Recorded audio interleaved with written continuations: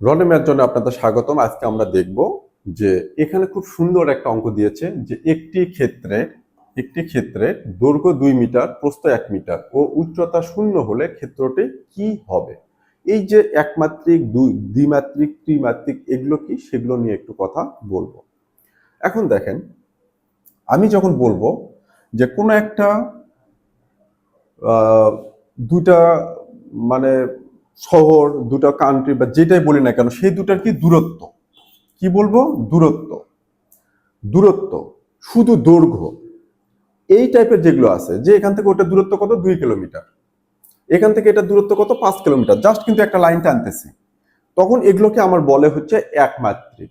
কি বলবে, একমাত্রিক, জাস্ট একটা, শুধু একদিকে। এটা দৈর্ঘ্য 2 কিলোমিটার, এখানে 5 কিলোমিটার, ওখানে 6 কিলোমিটার, এটা 2 মিটার লম্বা, আমরা 5 ফিট লম্বা, এগুলো সব কি একমাত্রিক।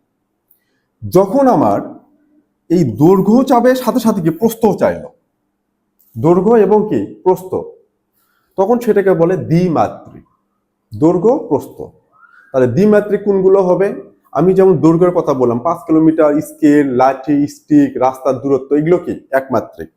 দ্বিমাত্রিক কোনগুলো, আয়তক্ষেত্র, বর্গক্ষেত্র, ট্রাপিজিয়াম, রম্বস, এগুলো কি, এগুলো হচ্ছে দ্বিমাত্রিক।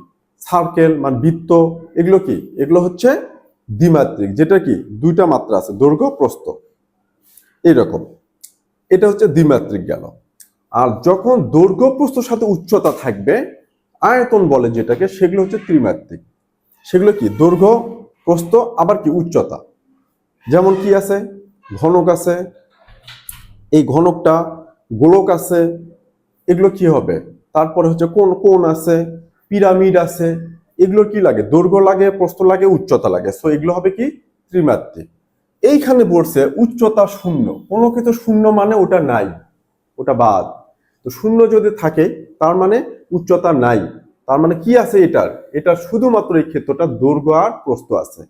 তো দৈর্ঘ্য আর প্রস্থ যদি থাকে সেটাকে আমরা কি বলি, দ্বিমাত্রিক। তার মানে এই অঙ্কটা হবে দ্বিমাত্রিক। আমি কিন্তু এখানে আপনাদের দ্বিমাত্রিকের কয়েকটা নাম বললাম, ত্রিমাত্রিকের কয়েকটা নাম বললাম, আর একমাত্রিক যেটা সেটারও কিছু বললাম। একমাত্রিক শুধু একদিকে লম্বা, দৈর্ঘ্য এত, এত মিটার, এত মিটার, এত মিটার, এইরকম। আর দ্বিমাত্রিক হলে কি থাকবে, দৈর্ঘ্য থাকবে, প্রস্থ থাকবে। আর ত্রিমাত্রিক হলে দৈর্ঘ্য, প্রস্থ এবং উচ্চতা থাকবে, যেটাকে বলি আয়তন। তার মানে আয়তন সম্পর্কিত যতগুলো জ্যামিতিক শেপ আছে সবগুলোকে আমরা বলবো ত্রিমাত্রিক। ক্ষেত্রফল সম্পর্কিত যতগুলো জ্যামিতিক শেপ আছে সবগুলোকে আমরা বলবো কি দ্বিমাত্রিক। শুধু দৈর্ঘ্য নিয়ে যতগুলো শেপ তো না, এটা একটাই হবে, এগুলো সব হচ্ছে কি একমাত্রিক। আর এখানে যখনই উচ্চতা 0-এর কথা বলছে, এটা একটা ক্রিটিক্যালি কোশ্চেন করে দিয়েছেন। যারা ম্যাথ একটু বোঝেন তারা একটু কনফিউশনে পড়ে যাবেন যে উচ্চতা 0 তার মানে কি এটা কি ত্রিমাত্রিক হবে কি হবে না। আসলে কোনো কিছু 0 মানেই ধরে নেবেন ওইটা নাই, ওটা বাদ। তার মানে দৈর্ঘ্য আর প্রস্থের জন্য এটা হবে দ্বিমাত্রিক। সো আমি এই জায়গাটা থেকে আপনাদের একমাত্রিক, দ্বিমাত্রিক এবং ত্রিমাত্রিক জিওমেট্রিক শেপ রিলেটেড যেগুলো অবজেক্ট আছে সবগুলো কিন্তু আমি একটু বলে দিলাম, যাতে করে আপনাদের সুবিধা হয় বোঝার জন্য, যে ইন ফিউচারে যদি এটা নিয়ে না দিয়ে জাস্ট যদি একটা কথা বলে যে এই কোশ্চেনটা একটা ঘনক, ঘনকটা কি হবে, একমাত্রিক, দ্বিমাত্রিক না ত্রিমাত্রিক, ত্রিমাত্রিক হবে। তার মানে যেটারই আয়তন নির্ণয় করা যাবে, আয়তন, দৈর্ঘ্য, প্রস্থ, উচ্চতা, আয়তন, আয়তন থাকলে সেটা ত্রিমাত্রিক, ক্ষেত্রফল থাকলে সেটা দ্বিমাত্রিক, আর শুধু দৈর্ঘ্য থাকলে সেটা হবে একমাত্রিক। আশা করি বোঝাতে পেরেছি। যদি ভালো লাগে লাইক কমেন্ট সাথে পাশে থাকবেন। ধন্যবাদ।